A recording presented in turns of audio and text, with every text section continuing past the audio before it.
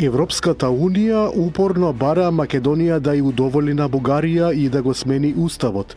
Со истата упорност, Брисел не дава објаснување дали тоа ќе биде последното вето или ќе следат нови условувања надвор од нормалните критериуми, како што беше многу пати досега низ годините. Од друга страна, и сегашната македонска влада е упорна, бара одговори од ЕУ. Вчера тоа пак го стори премиерот Христијан Мицкоски, кој истакна дека секоја отстапка од македонска страна резултира со нов услов и заради тоа се потребни гаранции од Европската Унија. Барањата за гаранции од ЕУ се логични и произлегуваат од искуството од минатото, а владата нема да прифати процес кој ќе отвори простор за нови условувања, истакна тој. Вчера во Брисел слично зборуваше и заменик премиерот Александар Николовски, барајќи клучните играчи во Европската Унија да бидат фер и да испратат искрена порака околу македонската евроинтеграција. Изминативе децении Македонија направи голема жртва. Сменивме име на државата, ја променивме валутата, знамето, уставот 7 пати, сега треба и по 8 пат. И тоа е бескрајна приказна и кога зборувате со луѓето, тие прашуваат дали е ова последната работа. И тоа е одговорот што не го добиваме од Европската Унија, рече Николовски. Ке стасали од Брисел одговор или повторно ќе доаѓаат само барања, односно условувања? Останува да се види. Родовото насилство, особено врз жените, за жал е честа појава во Македонија. Парламентот е свесен за тоа и затоа синоќа беше обоен во портокалова боја по повод светската кампања 16 дена активизам против родово базирано насилство.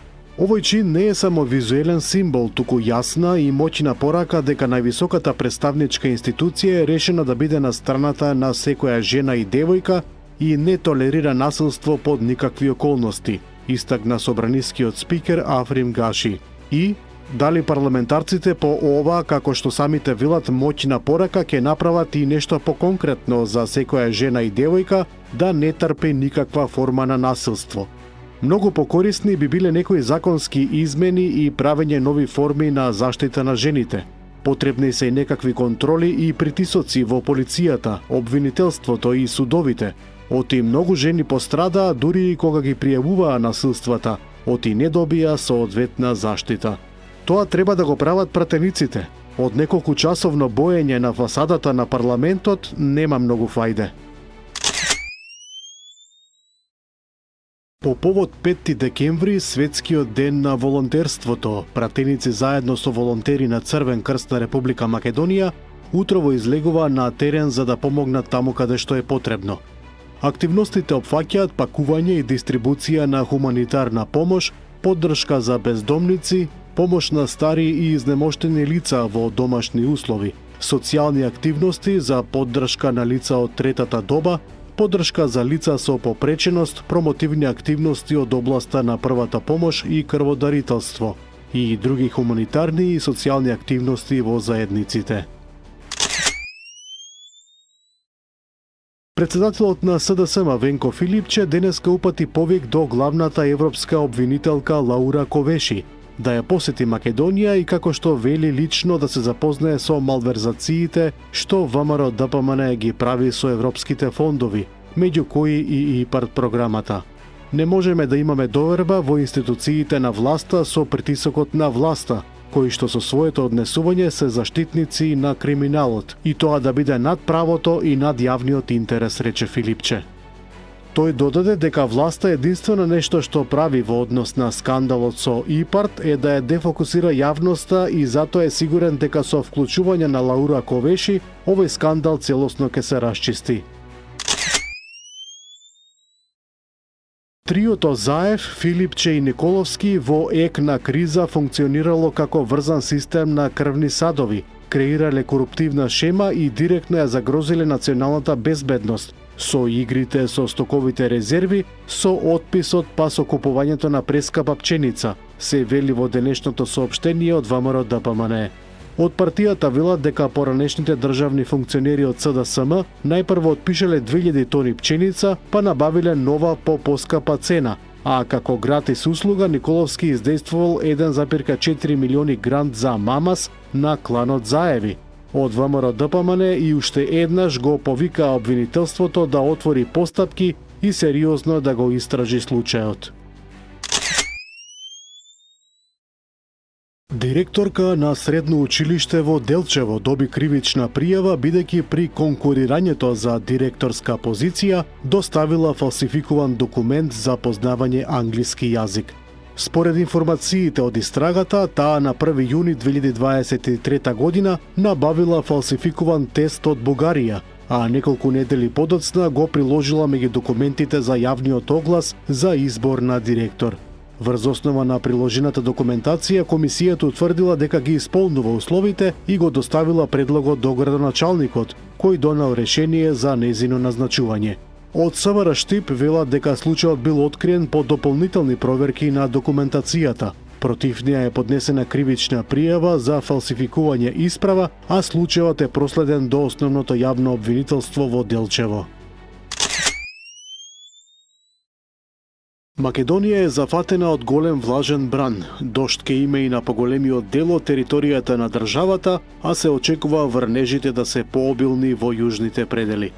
Поради очекуваните долготрајни врнежи, можни се зголемувања на нивоата на реките и на езерата кај нас. Нивото на реките во однос на просекот за декември е зголемено денеска на Пчиња кај Катлановска бања, на Вардар кај Јегуновце, Скопје, Велес и Демиркапија, на Треска кај Македонски Брод, на Црна река кај Новаци, на Црн Дрим кај Ложани, како и на Сатеска кај Ботон, соопштија надлежните институции. Според прогнозата, врнежите од дожд ке се намалуваат при крајот на денот. Во Скопје облачно со врнежи од дожд, ке дува слаб до умерен северен ветер. До крајот на неделата следува период на претежно стабилно време со пораст на дневната температура, освен во котлините каде ќе има појава на магла. Вклучувањето на бугарите во македонскиот устав значително ќе го забрза патот на земјата кон Европската унија и се надевам дека нашиот југозападен сосед ќе го стори тоа што е можно поскоро, за да ги отвори вратите за преговори за полноправно членство, изјавил председателот на Бугарија Румен Радев на средбата со представници на организациите на бугарската заедница во Македонија. Должност на секоја демократска држава е ефикасно да ги заштити правата на сите своји граѓани и да го гарантира нивното право на самоопределување, додал Радев. Тој не споменал што ќе се случува со правата на македонците во Бугарија. Граничниот премин Евзони синоќа пак беше блокиран од страна на грчките земјоделци. Речиси 4 часа немаше сообраќај Македонија-Грција.